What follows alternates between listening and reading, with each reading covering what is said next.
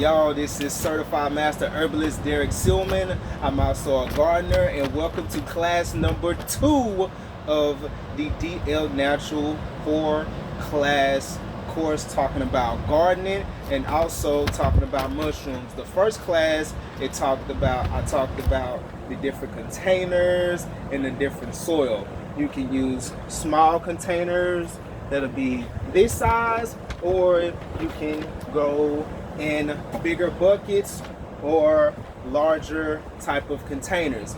It also depends on what you're trying to grow. Every herb, every fruit, vegetable has a different size container. So you want to definitely make sure that you have the right container and the right soil when it comes to growing your stuff. Now, recap from last time.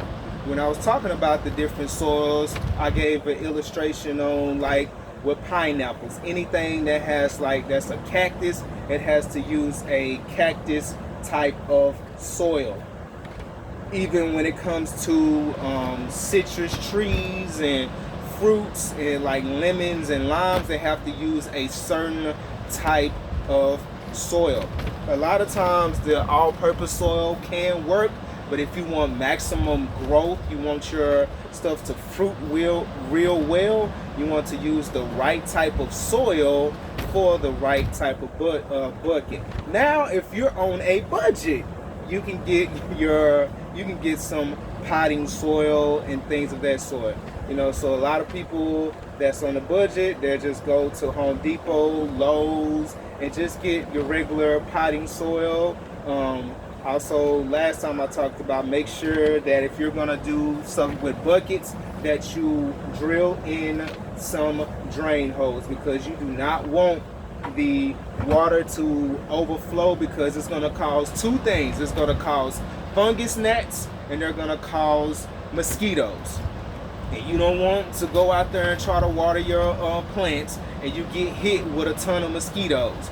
That right there, that is a no-go. I've learned from experience.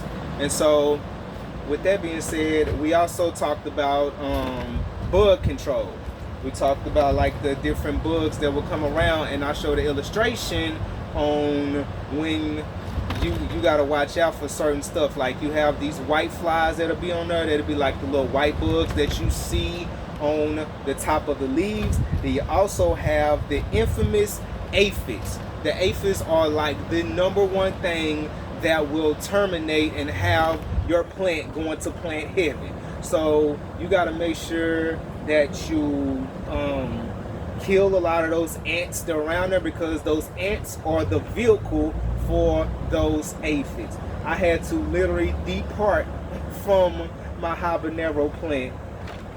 It's so hard to say goodbye because it was so humid in the greenhouse, and that's the reason I put my exhaust fan in here, that those aphids and those bugs, they triple in humidity. So I came out this morning and it was aphids everywhere. I mean, covering it, and it was no turning back. All the fruit and the flowers pretty much was gone.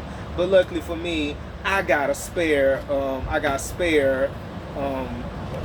plants and spare habaneros for that. And so today we're going to be talking about from seed to harvest. And when it comes to from seed to harvest, I'm going to be showing how I put my buckets together and some of the enhancements. But I'm also just show you a way, like if a person's saying, I don't want to do all of that, I'm just going to pretty much put just some potting soil in there. We just going to get straight to the point. Versus like what I've learned over the years, that you can save a lot more by layering it. It's just like in a raised bed garden. If you layer it with cardboard board, then you put some mulch or some tree limbs on there, then you lay it with the soil, then you lay it with pea moss. Guess what? Instead of you spending $100 trying to fill a deep raised bed, you can spend half of that cost and have other material left in order for you to grow more stuff. For instance, I have I have 3 raised beds out there. I layered it with cardboard board at the bottom, layered with some sticks. There's a lot of trees during the winter time. They broke down. I just collected a lot of them. That's your second layer. Then I would use raised bed soil mixed with pea moss and other organic materials in order to build that thing up, and it won't cost me an arm, leg, breast, and a thigh to fill up a raised bed. And so from seed to soil, one thing that I did forget, I forgot to bring some seeds out here. So we gonna pretend that this right here is a seed. Matter of fact, here's an example. So we're gonna pretend this right here is a seed. And so when you're planting a seed, a lot of times we get the different packages. You want to go by the direction of those packages. The one thing that I've learned personally is that sometimes certain seeds you don't have to dig them that deep. A lot of times, like for instance, type of root vegetables, they thrive good and better when they're more on the top. Not all the way at the top, but like maybe an inch or 2 down, versus other vegetables, they thrive when they're at least 2 to 3 inches down. So if you get like a new packet of seeds, you want to make sure to follow the instructions. And then since a lot of us are in Texas, you also want to look at the different growing seasons. Just like Miss Renee was talking about last week, that it might not be good to start seed with certain stuff like peppers. Peppers do take a long time to grow. Jalapenos, bell peppers, habaneros, all of those take a long time to grow. But that's if you have, the time and the patience. So now a lot of the stores like H-E-B, farmers markets, you can get starter plants and you can plant them that way. So now I'm gonna show you what I do for my buckets. Because at first, I used to literally just go and take all of the potting soil and put it right in there. This right here is almost a whole bag of potting soil. Now, if I was to get like the expensive kind from Callaway's or high grade one, that's $9 or $10 just to fill up one 5-gallon bucket. So how I save money, I will layer it, just like the raised bed. I would take some cedar mulch, and you can find this in the world. The cedar mulch is not that much, especially at the farmers market. If anybody's like in the Arlington area, you can get it at this place called Green's Produce. It's only $6.99, and even the soil is only $6.99. So I will layer it with the mulch, get that started. And see right there, that just added a good, 2 inches. It added a good 2 inches of soil that I don't have to use a lot of potting soil. Then, this is what I usually do.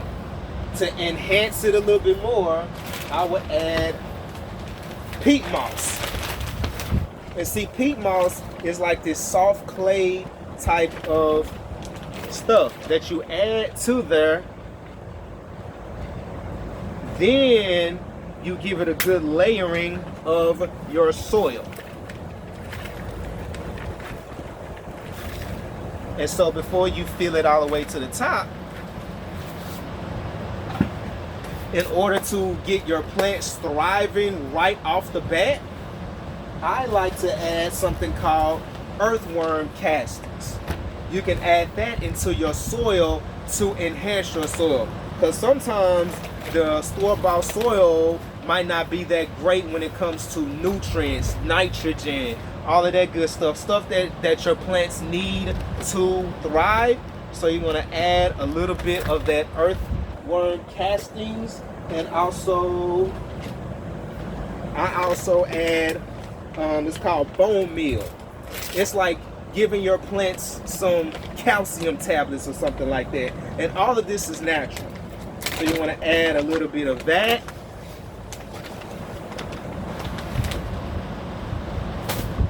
Then, see, look, now it's almost full. And I didn't have to use a whole bag of soil. And so I can just keep layering and layering until my bucket is pretty much full. The one thing that, the mistake that I made before is I did not give it enough head space. In order for the plants to really thrive and get enough sun, you want to make sure that it has the right amount of head space. Because if you don't, the plant will mess around and wither down. So anybody have any questions for that first demonstration? Questions, comments? The floor is yours. Yes, I just want to say, where were you at like 2 years ago when I literally bought like 35 bags of soil for my flower bed, which is 6 foot long, 3 foot high, and I didn't even think to add any type of leaves or sticks or anything to it. So I definitely learned my lesson for sure, but I wish I would have known this a long time ago. Yeah, and that's the thing that I learned, because even building my raised beds, when I first got into it, I had at least my raised bed that I have right now is 6 feet. It's 6 feet long and like maybe 4 foot wide. And so I literally used 3 bags of the raised bed garden soil. The raised bed soil is a lot higher than the potting soil. And so, yeah, around 2 years ago, I was just getting started 2 years ago, so I probably would have threw a bunch of bags in there too and thought that I was doing good. So yeah, but what I've learned that you definitely have to layer it, because with raised beds, it implements the ground, because it's more organic matter, you know, versus the buckets. The buckets will do very well, but raised beds are great as well. Anybody else have any questions, comments?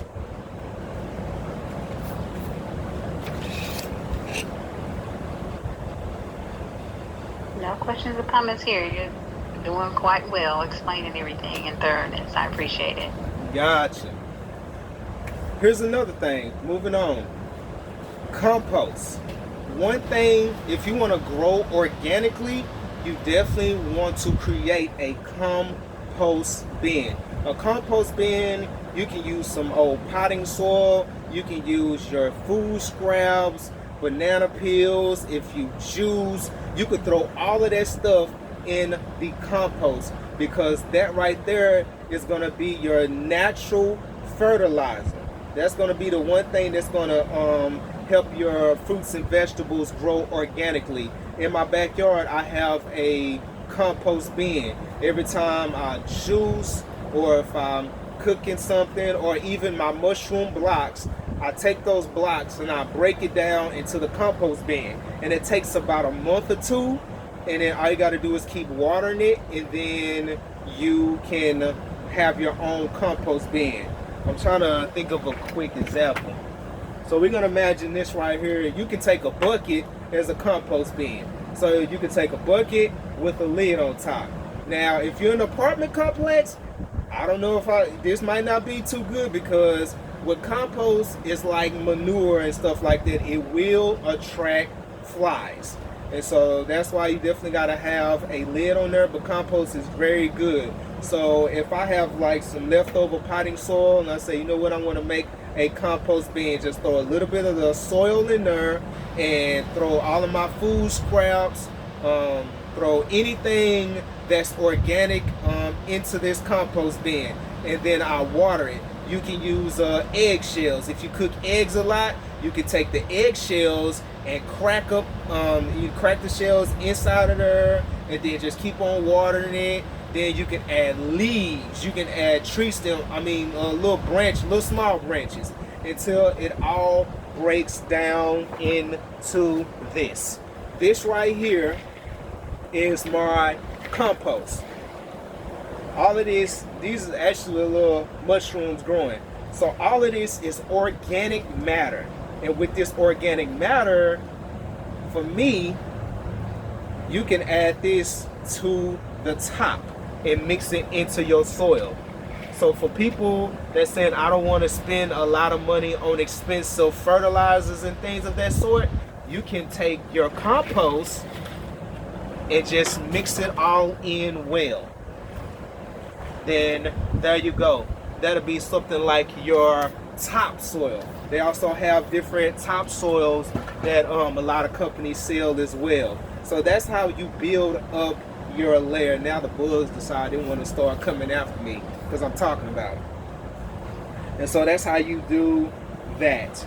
Now let's get down to the nitty gritty. So for, like I was talking about, as far as seeds, you can, depends on the packet, depends on what seed you're growing. If it's something like a jalapeno pepper or it's tomatoes, things of that sort, you can take it, you know, you can put on some gloves. If you don't want to get your nails and all that stuff dirty, you just put on some gloves and just dig a small little hole in there and then drop the seed in there.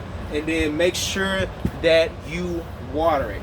I mean, when you first put your seed in there, you soak it to make sure that it's good. Now, if you're living in an apartment complex, you want to soak it and also keep a saucer under it. But make sure that the water doesn't overflow out of the saucer because it will end up being a mess. So water it good enough just so you can get it in there. Or here's another tip. You can start by watering it a little bit at a time to get everything moist, then drop the seed in there and then finish watering. Now on what a pro tip is adding mulch or straw to the top of that soil so you can keep the moisture in there. I'm gonna say that again. If you want the moisture to stay in there a lot longer, you want to add some straw or mulch to the top. That's what I'm literally about to do with all of my buckets in here. Is add straw so I can keep the moisture in there, especially in this Texas, or we're gonna say, because we have Florida in the house, we're gonna have this summer southern heat.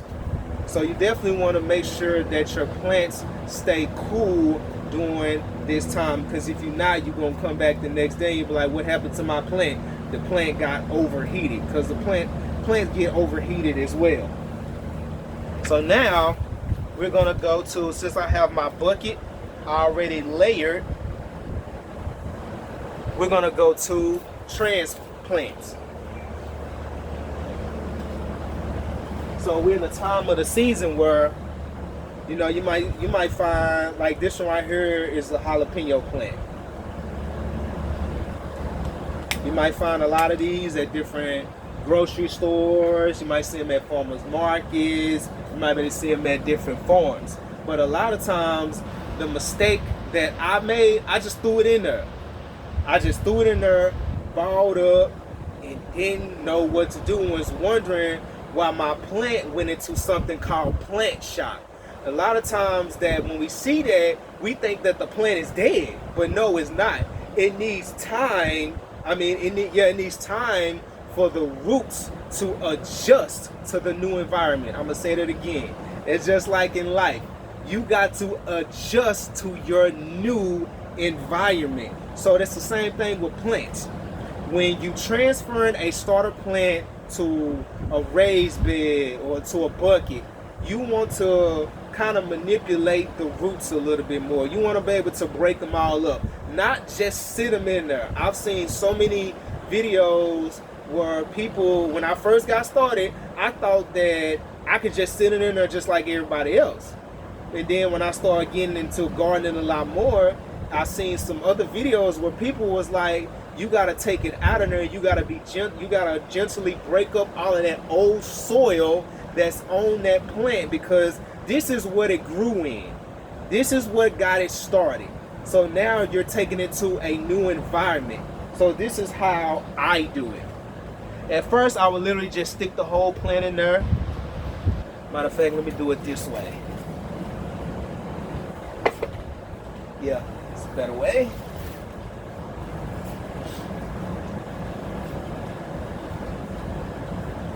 Go ahead and put on the gloves.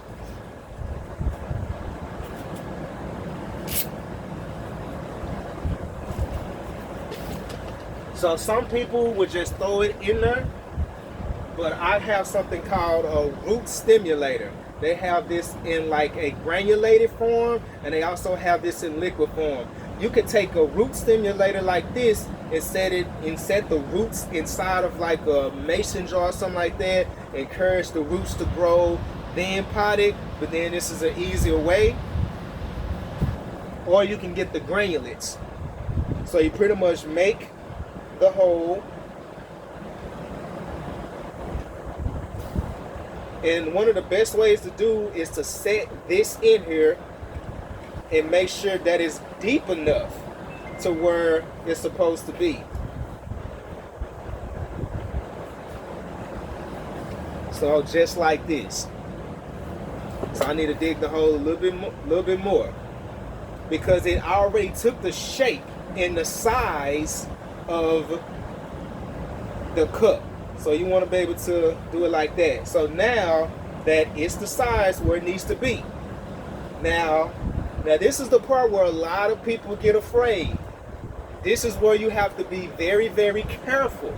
You don't want to break the plant. So all you have to do is just finesse it. All you have to do is just, I want to say, you want to give it a little squeeze, a little push, and a little shake.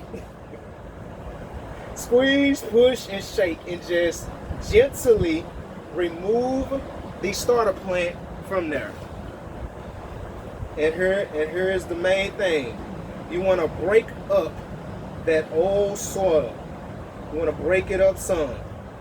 Encourage the roots to come out just like this. Just like that. Then break up some of that, because now you got the roots, stems, and they can grow. And this is what I do. I have the root stimulator. I just spray it inside of there. I spray it on the roots.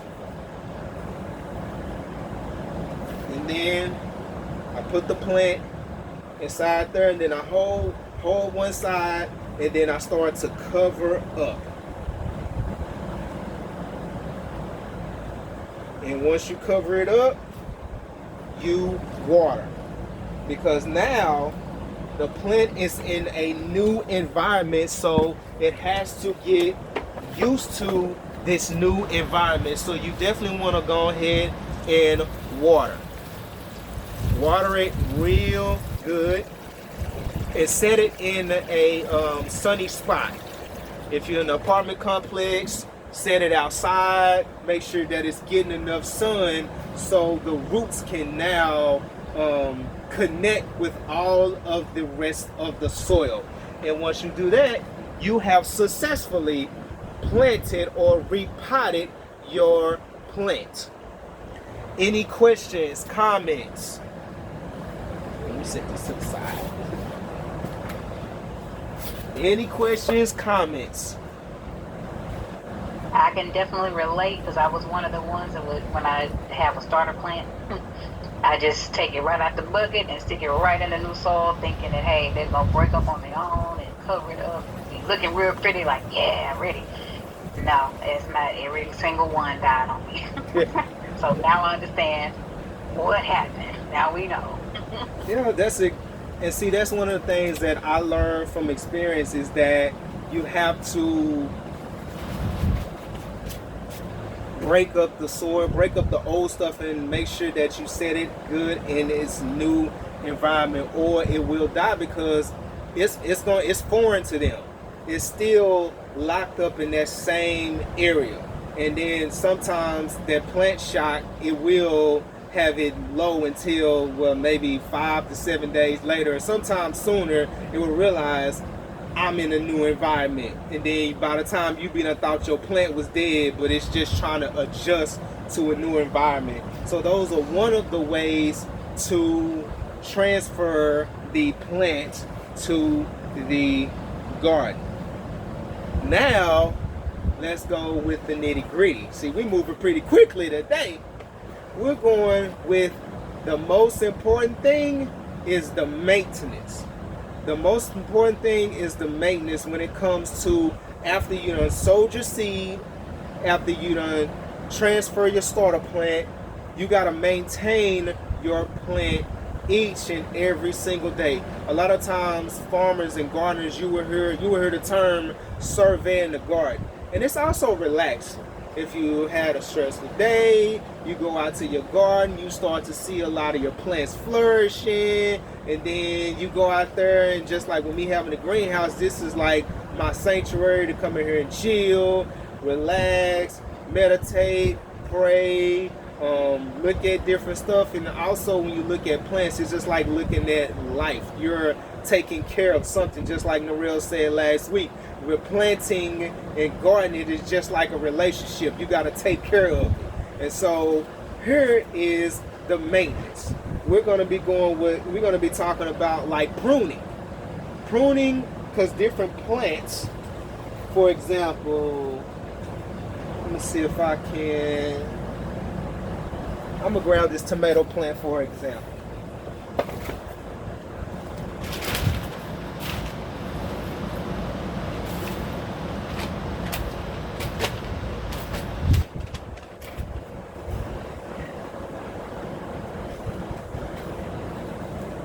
Isn't she lovely? Isn't she lovely? I was about to start singing. So, when it comes to maintenance, you want to make sure that you prune your plants. Because a lot of times, when you see stuff like this yellowing, it's not showing up, yellowing on the side, then it got tall in here. So you see a lot of those leaves that pretty much died off. You want to prune those leaves off, because guess what's going to happen? They will infect the rest of the plant, especially if it got bugs on it. If you're running into bugs, the reason I say bugs, because you're going to run into bugs regardless. If you think that it's going to be a free garden with absolutely no bugs, hey, sadly mistaken. There are going to be some type of bugs. And so with that, if you see a bunch of bugs on there, you get you some pruners. Get you some pruners or some scissors. Pruners are better, because I don't know why I said scissors, because I done tried using scissors on thick vines and they snap fast, quick, in a hurry. So for instance, these leaves right here on this tomato plant are starting to yellow out. So you want to prune those areas. You want to get rid of it, because you don't want it to affect the rest of the plant. But also, it gives off more energy for the other fruit, the stuff that's fruiting on there. It would give it more energy, so that flower, so it can focus on that particular flower. When you got too many vines and too many leaves and stuff like that, it's not gonna be able to focus on the flower that is developing that fruit. So you definitely want to prune. It's just like in life. If some stuff is causing you to slow down in life, you want to snip that thing off. So for instance, tomato plants are one of the things that you really have to pay attention to, because you have something on the tomato plant called suckers. And suckers are usually at the bottom. Let me put it up here. Trying to get it up here. So the suckers are usually right in this area. You want to get rid of those, because that's taken away from the energy of the other plants. Like you see, the flowers are fruiting right here. I have a couple of cherry tomatoes that's growing right here. You want to prune that stuff off. Just now you see like the dead leaves. Prune all of that stuff off. And that is, when it comes to maintenance, you want to make sure that you take care of the plant. So yeah, the suckers is right up in this area. Get closer, it's right up in that area. cut those off, so now the plant can focus all of its energy on all of the other plants. Now mine want to be lopsided.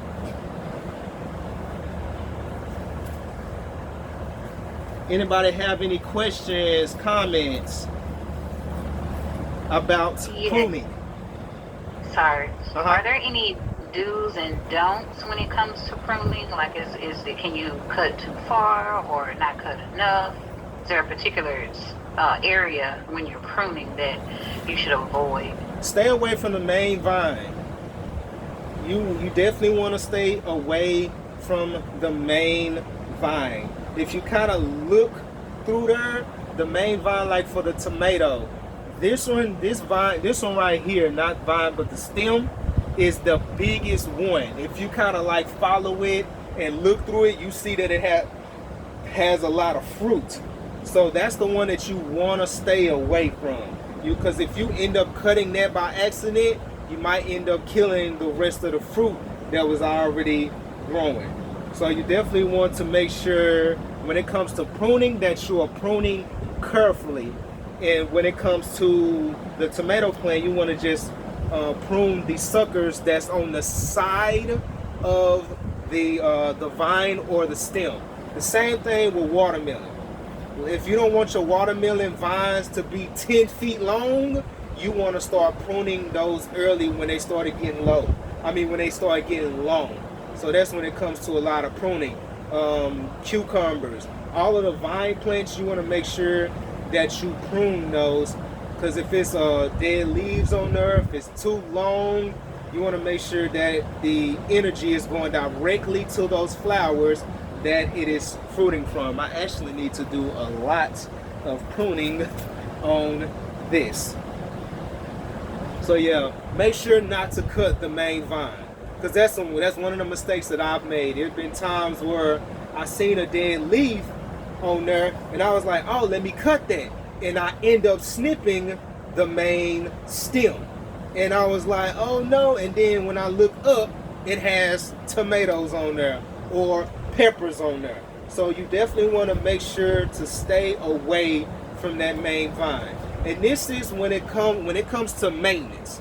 After you done did your transplant, after you done sown your seed, this is where it's going to take time and patience. I'm gonna say that again. It's going to take time and patience. Usually when seeds, it sometimes germinate and they sometimes don't. It might say on the packet that it'll germinate in 5 to 12 days or 12 to 20 days. This is where you got to keep on watering. You got to keep on taking care of it. You want to make sure you do not overwater. That is one thing that I learned. And the mistake that I made is I used to overwater, and overwatering will cause fungus gnats. It will cause mosquitoes.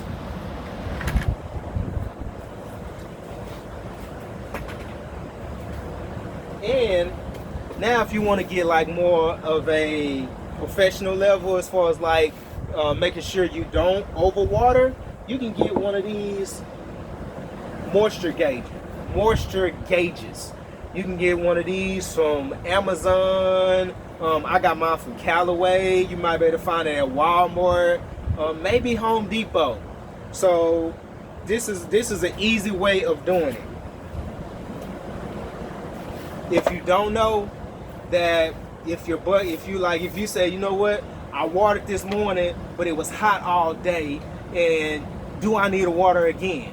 You want to water only when it's dry, not just continue watering. The reason I water every day because it's sitting in the greenhouse where if I don't have these fans on, it could get to 100 and some degrees in here. So, for example, you get one of the water gauges and clicking on moisture, and since I just started this plant, it already shows that it's already moist. Now for other plants, you can test it out. and show that this one is a little dry. So this is one of the shortcuts that you will need when it comes to watering the plants. If you don't want to overwater it, or you can kind of look at the bucket, and if you kind of see that the soil is real dry, or if you just stick your finger in there and it feels real dry, you definitely want to water it. Or another thing, if your plant starts to lean sideways, first thing you definitely want to do is make sure that it's moist, because that's one of the signs. One thing that I forgot to mention last week when the containers is that I think I might have mentioned it, but I didn't show it. Grow bags. Grow bags is it's another cheap way of growing your root vegetables. This is good if you want to grow beets, carrots, potatoes, corn, all of those type of vegetables. You can grow in grow bags. You can get, I think I got like, this is a 10 gallon grow bag. So you can get this from Amazon, Temu, places like that. You could probably get about 10 of these for maybe $20 or $30 or something like that. So if you're saying, you know what, I don't want to spend $3.99 for a bunch of buckets, I just want a grow bag and stuff like that, well, you can easily put everything in here. And the good thing about grow bags is that you don't have to use any other thing. You can literally put the soil in there, and since it has this fabric on here, it's already breathable, and it also is, it doesn't retain moisture. Now the thing about grow bags, this is a disclaimer, grow bags do retain a lot of heat. So you definitely want to make sure that you keep an eye on your grow bags. Right now I have some beets, and I also have my sugar cane in grow bags because those are heat tolerant, and the beets are root vegetables. And also my potatoes. So you can write that down. If you want to get like a bunch of grow bags, you can do it that way. Now if you are in an apartment complex, grow bags, that'd be good, but also you want to make sure that you have like a big enough saucer under it, because it's gonna pretty much spill everywhere. Why is this fly now want to be messing with me? So grow bags is another way of growing your fruits and vegetables in the pots and containers. Now we're going to move on to more pest control. Last week we talked about the pest control, but I want to show y'all some of the pest control that I have. I have this Insight. I don't even know. I keep saying Incessio, so I know I'm butchering the name. So this right here helps kill a lot of aphids, white flies, and then this is where you take it and you spray it up under the leaves. Last week I talked about spraying it all up under the leaves. Make sure that it's coated, because one thing will happen is that you think you got them by spraying on top of the leaves, and guess what? They're right up under the leaves, and they are hiding, and they're waiting for the right time to come back out. So this is what I use. Now, on the more super organic way, when I was talking about peppermint, you can use the peppermint and neem oil to spray your fruits and vegetables. Or you can take some peppermint essential oils, drop it in a spray bottle, and you can spray it like that. Make sure that you mist everywhere. I mean, soil, you gotta attack that thing real hard. Also, Miss Ty had put me on to the diatomaceous earth about a year ago. So this not only good for a detox of the body, but it helps get rid of, I should have closed the bag, it helps get rid of those bugs because of it being such of a fine powder. it will, as soon as the bugs try to creep through there, that's when they will pretty much disintegrate. So this right here, you would take the diatomaceous earth and you would sprinkle it on all of the top of the soil. So what I'm gonna do for my raised beds and also my buckets, I'm gonna put this on top of the soil. So any bugs that's up under there, it's gonna try to come up. Guess what? That's gonna have a barrier. That's gonna be like, stop, wait a minute, hold up, you're not coming through here. So diatomaceous earth is a good thing. Make sure you get the food grade though. Make sure you get the food grade because they have other diatomaceous earth that will kill ants and stuff like that, but also it will be hard for your plants. I've heard about 7 dust, but it's so many mixed reviews about 7 dust. 7 dust, they say that it's good for your plants, and then some people will say that they put 7 dust in their soil just like the diatomaceous earth, and it end up killing the plants. So for me, I use the diatomaceous earth, I use the soap, and I also use the neem oil. And there are different stuff out there. So if you're doing stuff organically, look up your organic pest control sprays and things of that sort. You definitely want to make sure you check that out. Moving on, let's get to the fertilizer. Now, I spoke about the compost being a good starting fertilizer. Now you also have different types of fertilizer. Right here, I use the Jax 20-20-20 fertilizer. I got this from Callaway's. I've also seen it on Amazon as well. Also, the bone meal. The bone meal is good to put in your soil, but you can also use that as a topsoil, as extra fertilizer because it has a lot of nitrogen in there. It's just like with humans. We need nitrogen in our bodies so we can breathe and things like that. So does the plants because the plants are living organisms. This right here is my all-star favorite, the fish fertilizer. The fish fertilizer, yes, you definitely want to be careful using the fish fertilizer because it's a bunch of grinded up, mixed up fish. So it will have your air stink a little bit. It will be smelling like a lot of dead cooked fish. But we might not smell good to us, but our plants love it. You can get this right here from Home Depot, Lowe's, or order it on Amazon. So we're in the Amazon day and age, so you pretty much order everything on Amazon. So this right here is what I personally use. And this is what I'm going to use to fertilize all of this stuff in here. All you literally need is a little bit of the fish fertilizer in a gallon bucket. You just need maybe 2 or 3 tablespoons or something like that, and just water all of the plants.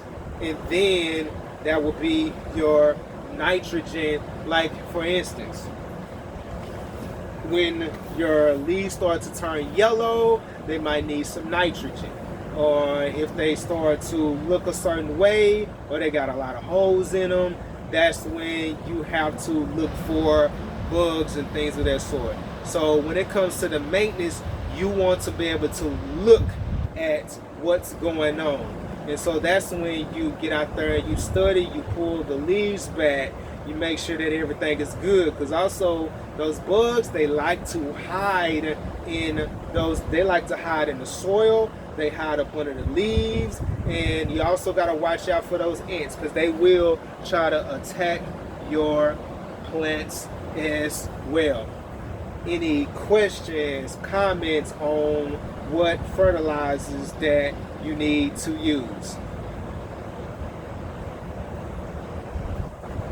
I guess my question would be more so how often do you use the fertilizer? In the growing stages, I was using it every other day. But when it comes to like nitrogen, you don't want to use too much of it. So in the growing stage, I would use it every other day when it's growing. But like once it's pretty much fully bloomed out and stuff like that, you want to just maintain it. So I would say like weekly. Nah, you know what? I take that back. Every other day might be too much. Like not every 2 to 3 days, every 3 to 4 days, put like the fish fertilizer in there for extra nitrogen. And they also got different fertilizers like Back to Roots. And it's another brand that I'm thinking about that I can't think right off the top, because they have different ones for the fruits, the vegetables. That's like an all-purpose fertilizer, just like the Jacks, but they also have one that's specifically for fruits. So when you're growing, make sure that you have the right fertilizer for your right fruit or vegetable. So I would say every 3 to 4 days. Then after that, I just fertilize weekly. I always do it on Sunday morning, fertilize it, water it real heavy, prune off any dead leaves, and then watch the plant thrive.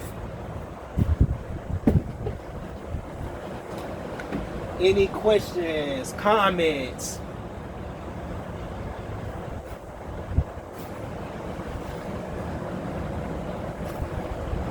Now we're going to get to the part where you've grown your fruits and vegetables. You see that, okay, it's ready to harvest. Now the question is, when do I harvest it? Everyone looks different. Now with tomatoes, those are easy. You just see that it done turned red, that it's of size, and you're like, okay, it's fully red. Or you can kind of take it off for just a little bit and let it, and what's the word I'm looking for? Finish developing, but that's not really a good idea. So you definitely want to make sure that with tomatoes, you will see that it's all the way red. Some people take it off and let it finish doing its thing. Strawberries are another one, is where when you see that it turned red, because I have some strawberry plants back here. Once they turn fully red, that's when you know when to harvest. Here's an example of my jalapeno peppers.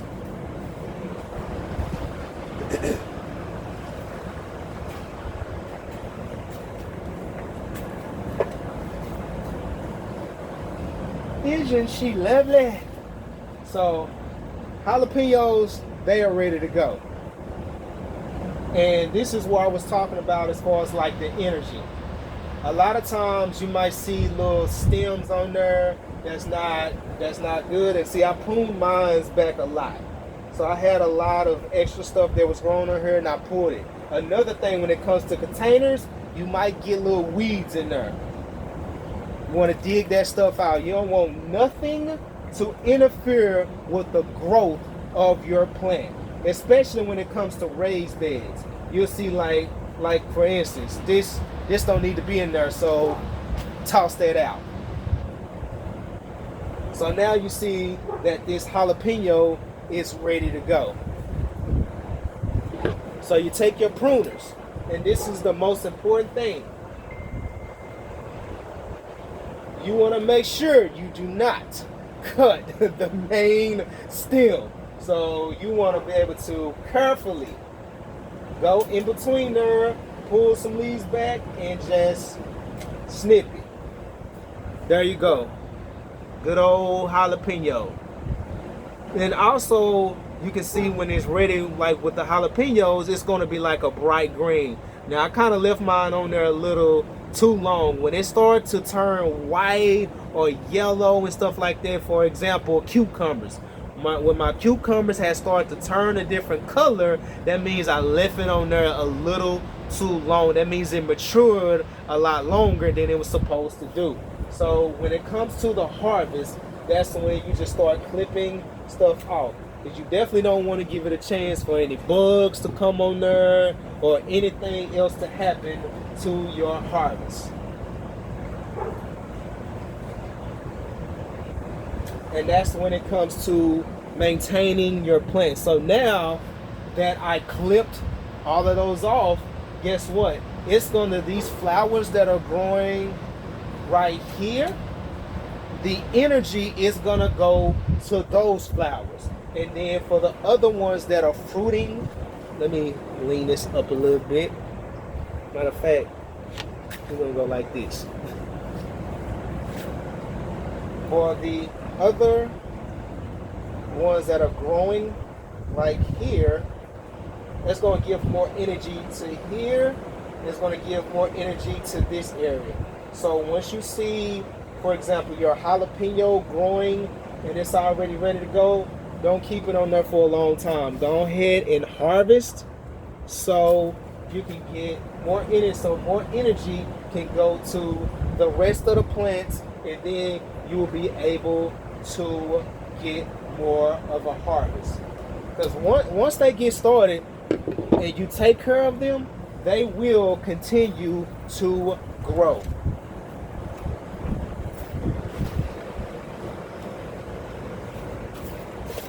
They will continue to grow. Like I had a cayenne pepper plant. The cayenne pepper plant was about 6 feet tall inside the greenhouse. Last year, I harvested over 50 cayenne pepper plants. Over 50 50 cayenne peppers. I was able to take it, dehydrate it, make seasoning out of it. I was able to pickle the cayenne pepper, use the cayenne pepper in some food dishes. So there are so many different ways to use your harvest. And another thing I was talking about earlier about pruning. I should have allowed that tomato plant to get that tall. But I'm leaving it alone because I'm starting to see fruit on the top of it. But when it gets to the point your plant is that tall, you definitely want to trim it down. I probably need to trim it down in some areas over here. But so you definitely want to trim it down if you don't want your tomatoes, your vines for watermelon, cucumber, and all that to be 9-10 feet tall. So anybody have any questions, comments?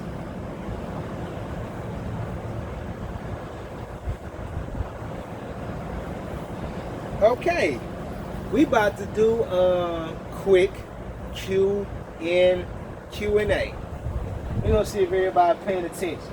And the people that get the questions right, don't blurt it out, just type it in the comments. You would get one of this sugar cane.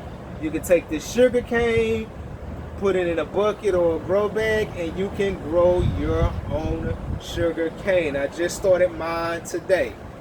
So the two questions are, what is the best pest control? You got three answers. You got diatomaceous earth, peppermint, and neem oil. Todd and I already put it on there. That's because she already know. You cheated. Nah. Okay. Let's see who answered first. Looks like Todd, she got the first one right. It is diatomaceous earth. Neem oil is real good, but if like those bugs are like in the soil, you definitely want to use the diatomaceous earth to get to them without using any pesticides. Here's the second question. Let me change this up.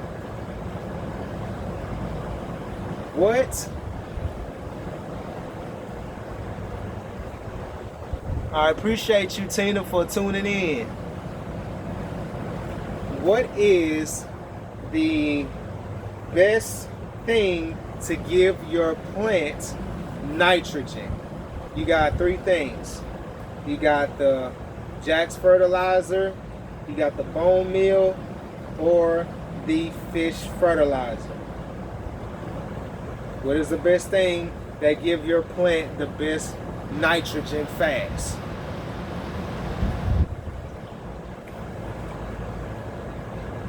All right, I see Miss Shalita got it, so I have said feet.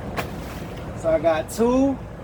I got sugar cane coming to Ty and sugar cane coming to Miss Shalita.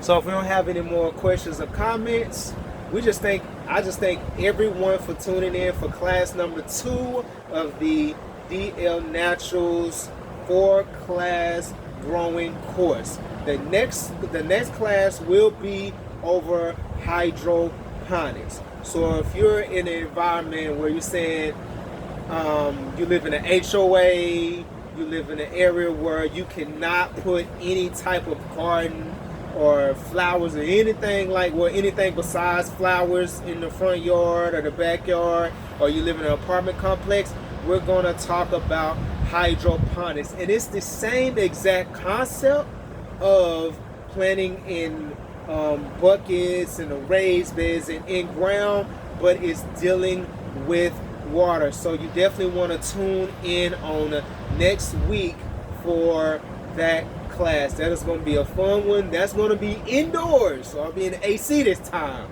and not sweating out here in the heat. So yeah, next week's class is going to be on hydroponic gardens. And also, let me know if there's something that you want to learn. If there's something that you want to learn, you want to talk about, just let me know, and then we can get together and put a class together, because there might be something that I might be missing that you want to learn about.